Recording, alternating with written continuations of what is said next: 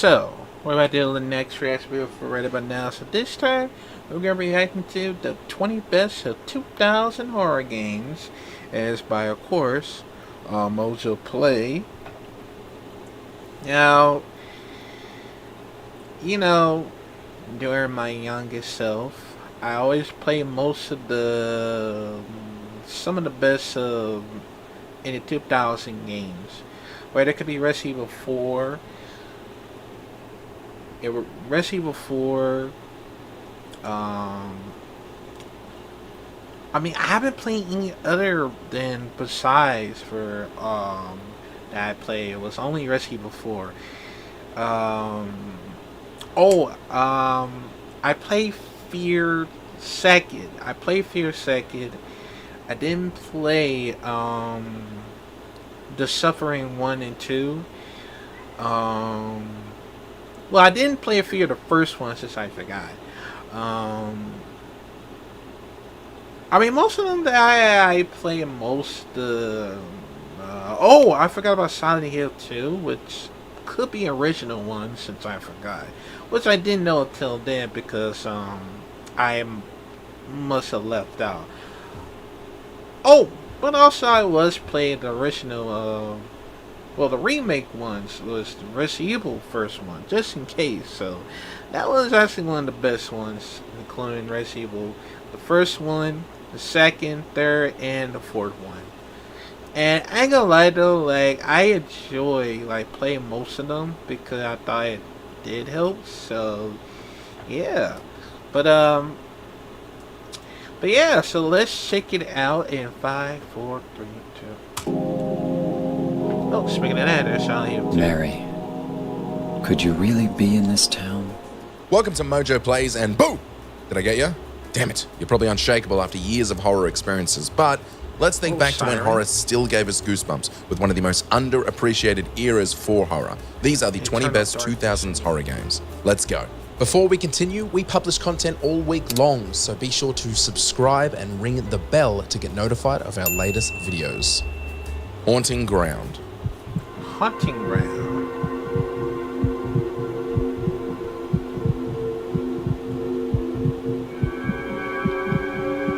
Haunting Ground is one of those rare before. cases where a spiritual successor doesn't just live in the shadow of the original, it kicks down the door, takes the castle keys, and makes itself a home. Acting as a follow-up to the Clock Tower series, the game sticks to the formula of a terrified young woman trapped in a creepy castle. The twist? This time you've got Huey, a dog who's basically Lassie if Lassie was into biting way more. Huey listens to commands, fetches items, harasses enemies, and even accepts belly rubs like a true good boy.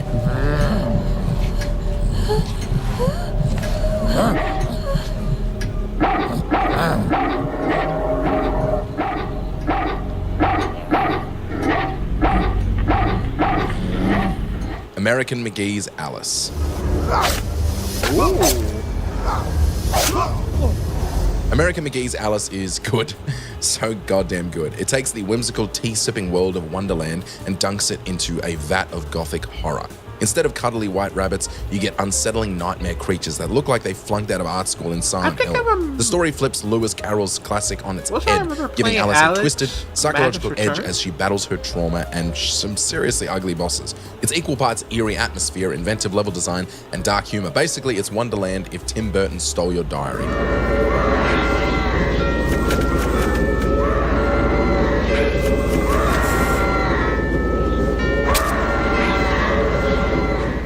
Resident Evil Code Veronica. Ooh.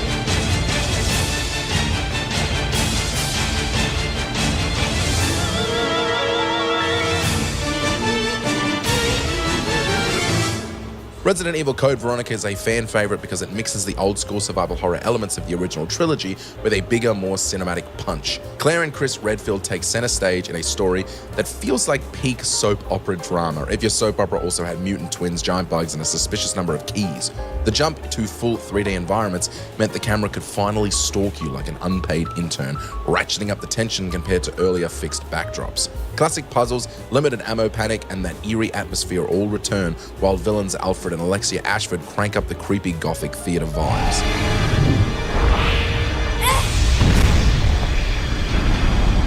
Fear. Oh. She's afraid of you. Oh god, I don't know. If you want a game about a squad trained to deal with paranormal nonsense, Ghostbusters is your thing. But there's also fear. Think Ghostbusters with way more assault rifles. If there's one game that nailed the shooter but make it spooky formula, it's Fear. Its premise feels a lot like Remedy's Control, where government suits poke at supernatural events instead of filing paperwork. Add in slow-mo bullet time lifted straight from Max Payne, and suddenly you're dodging bullets like Neo and getting scared like Neo if he was a little bitch. For its era, Fear was ridiculously advanced with sharp AI, tight gunplay, and the perfect amount of psychological horror. Are they?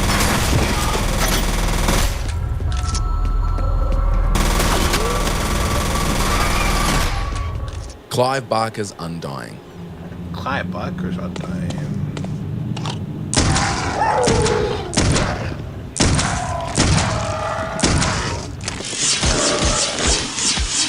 Never heard of this. Clive Barker may be best known for birthing Pinhead and enough twisted novels to rival Stephen King, but his nightmares also crawled into gaming.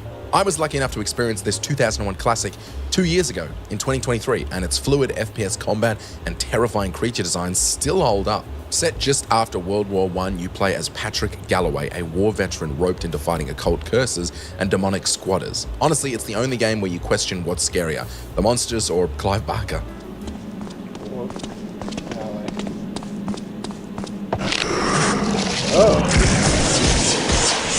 Right. Manhunt. These streets are being controlled by gangs. They're scum. Just I like think you. it's still on They PS5. hated to hunt you down I'm gonna try and get it. cut you up. How am Manhunt I throws supposed you to into get a it? snuff film nightmare that feels like America's Got Talent, but you're showing off your gunning abilities. You creep through trashed alleys and abandoned buildings, sneaking up on enemies to deliver kills so savage they'd make even Jason Voorhees say, just tone it down, buddy. Weapons? Whatever's lying around. Plastic bags, shards of glass, crowbars. It's this murder improv that makes the gameplay so damn engaging, as full on as it is. The longer you wait to strike, the bloodier the execution and the higher your score. It's murder, but with a scoring system. Yay.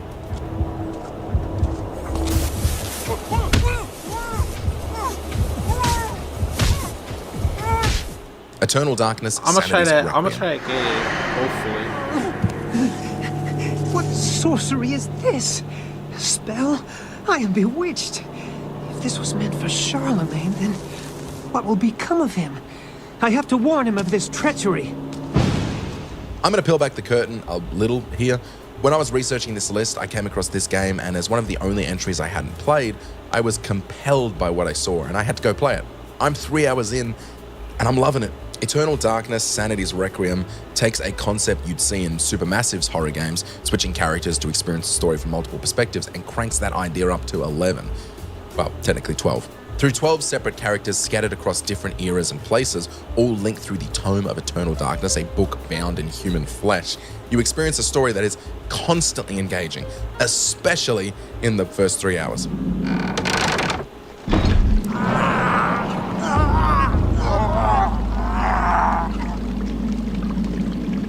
Dead Rising. Ah, I played that. Oh, damn it!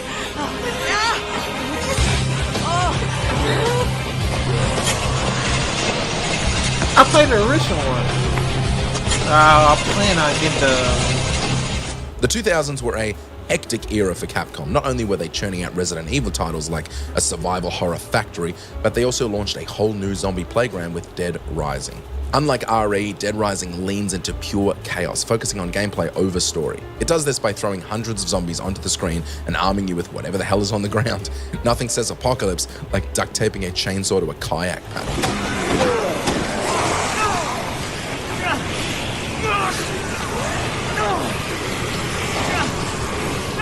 Siren.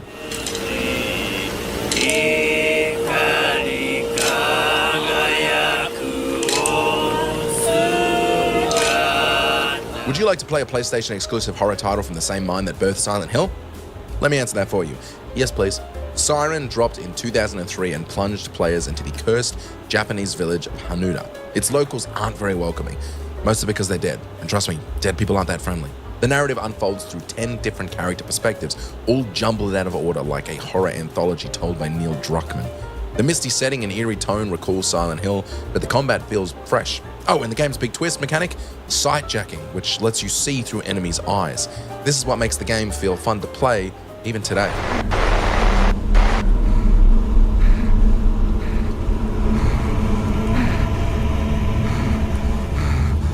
Do you see yourself? The Suffering. At least when you escort an inmate to death row, you know he's scheduled to get what he deserves. Ernesto, you can really be a jackass. You know that? But you hear what this one did? I don't want to know. And you know He when I... beat his ex-wife to a bloody pulp. Killed her with his fists. I hate to do 2 Stephen King references in one video, but it's a horror list, so I gotta. And there might be a 3rd reference later on. Imagine if Stephen King's The Green Mile got mashed with a Serbian film, and you've got The Suffering. You play as Torque, a death row inmate sentenced to meet old Sparky for murdering his wife and kids, a crime he conveniently can't remember. Just when things couldn't get worse, an earthquake rocks the prison, unleashing grotesque, brilliantly designed monsters that look like your nightmares had nightmares. The combat is tense, the atmosphere is oppressive, and you can even switch between 3rd person and 1st person views, adding a nice touch for player It makes preference. sense, right?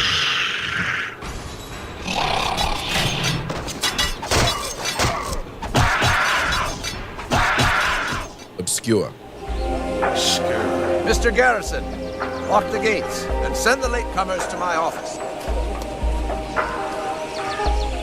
Yes. Take advantage of the sunshine while it lasts. Inspired by early 2000s teen horror flicks, Obscure is like Resident Evil went to high school. Every time I include this game in a best of horror list, somebody gets upset. This made me wonder if I had rose-tinted glasses about this whole experience, as it's one of my favorite games of all time, so I looked it up, but people love this game. I'm not crazy. While it doesn't offer branching dialogue or big moral choices, it still feels full. But the biggest draw, start to finish cooperative gameplay. You'd think a fluid fixed camera game wouldn't work in co-op, but it totally does.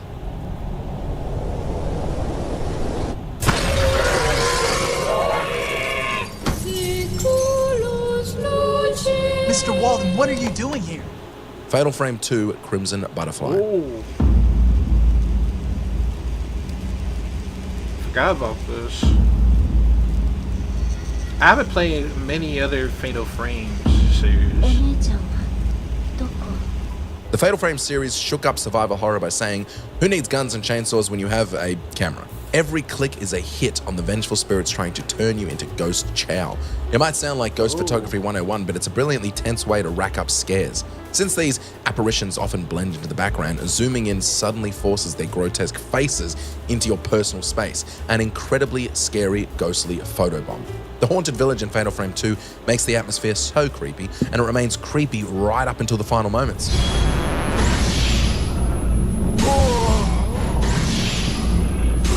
Condemned Criminal Origins.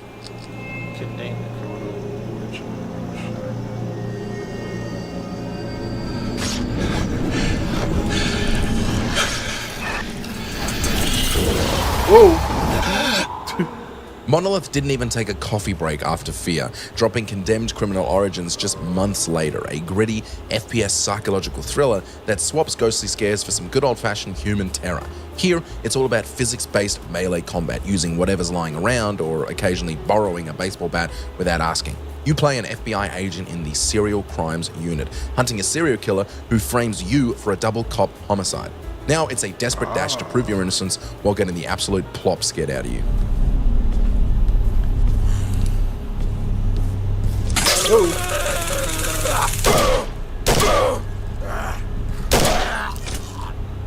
Dino Crisis 2.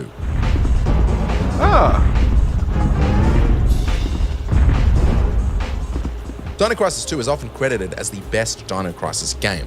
It turned the series from slow burn survival horror into a full-on arcade dino blasting spree.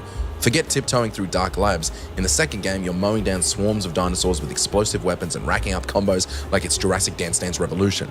The lush jungle setting replaced the sterile labs of the first game, giving you a gorgeous yet deadly playground where every raptor feels terrifying. With everything from tiny raptors to giant aquatic beasts, the encounters stay unpredictable, and the punchy soundtrack keeps your adrenaline way up.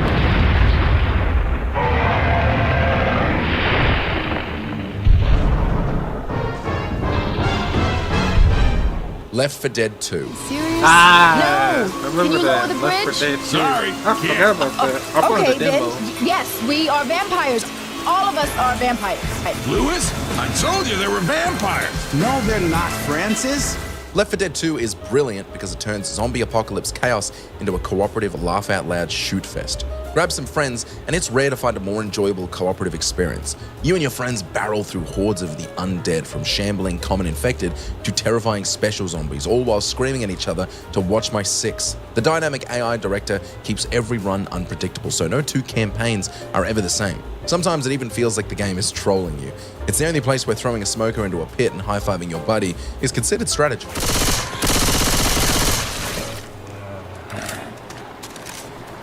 Everybody grab a weapon. Call of Cthulhu: Dark Corners of the Earth. Oh. Never. From the stench in here, this Noose Broad must have kicked it a few months back.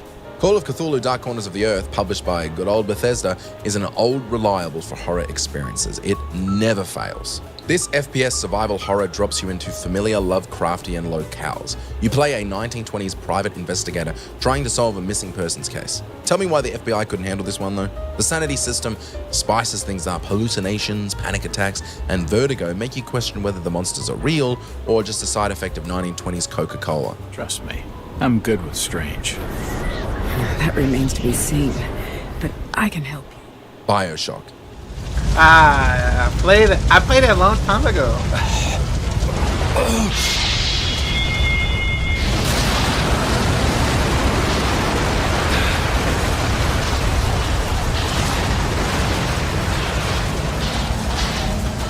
In 2007, BioShock plunged gamers into the eerie, sunken playground of Rapture and gave us an experience that most gamers still haven't forgotten. Alongside Dead Space, it cemented itself as a landmark FPS with slick combat, unforgettable set pieces, and the unforgettable terror of Big Daddies. You arrive in this watery nightmare overrun by murderous splicers, juggling, harvesting souls from unsettling little sisters, and hoping to not get on Big Daddy's bad side. Luckily, you've got a killer arsenal and spooky atom-powered abilities. It's the perfect balance of great gameplay and great story.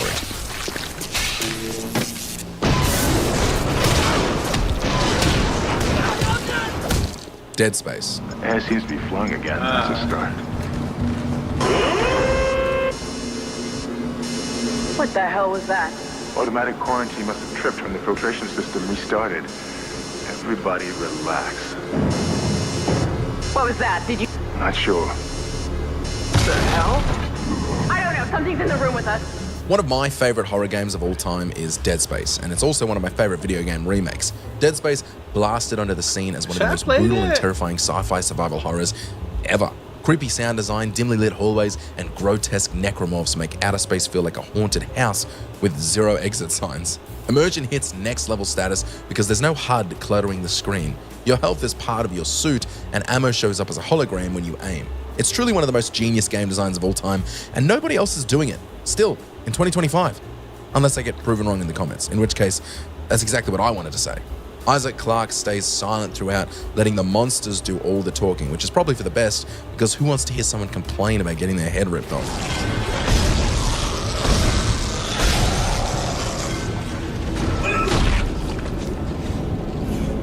What are we thinking? Resident Evil 4. Yeah, I'm talking about that.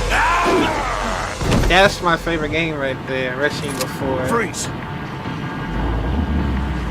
I said freeze! The 2000s were a wild ride for Resident Evil, with a remake of the original, 2 mainline sequels, a prequel, and enough spin-offs to rival Kingdom Hearts. Resident Evil 4 still stands out as the game that flipped the series on its head, swapping fixed camera angles for the over-the-shoulder perspective. This gave players a fresh view of Leon S. Kennedy's bullet-spraying adventures and established the game as not only one of the best 2000s horror games, but one of the best games of all time.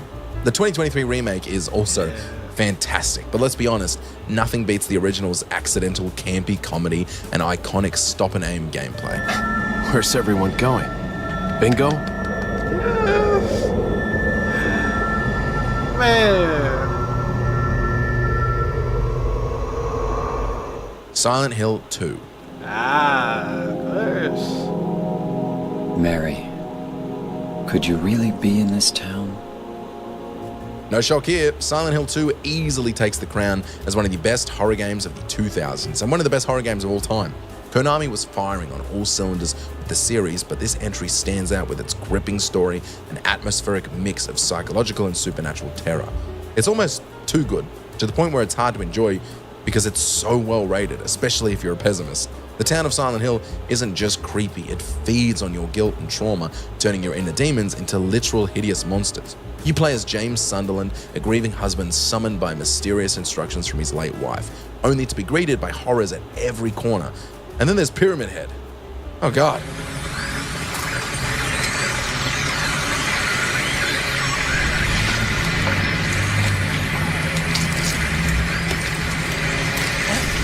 Did you enjoy this video?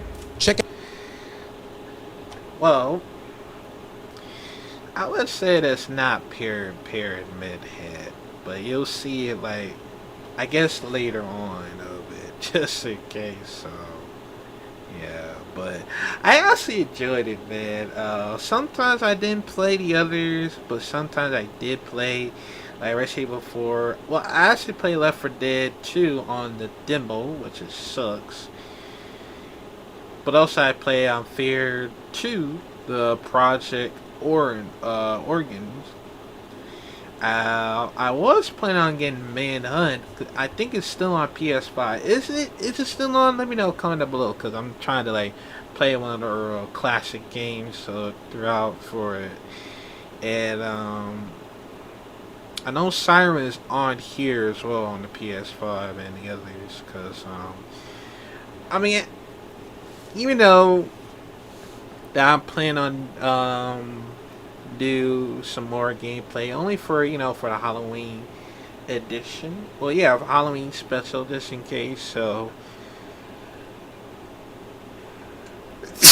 yeah, but yeah, man, let me know, comment down below, man. What is your favorite 2000 horror games? Make a list of it, cause I know for a fact, cause yeah, I've been missing throughout on 2000, and the only thing was my favorite is Resident Evil 4, cause it's actually a very, very fantastic game. But yeah, let me know, comment down below, man. I still got the Resident Evil 4 original, but I was actually planning on getting the Resident Evil 4 remake and the others soon. But yeah, let me know what you think about it, and I'll see you next video.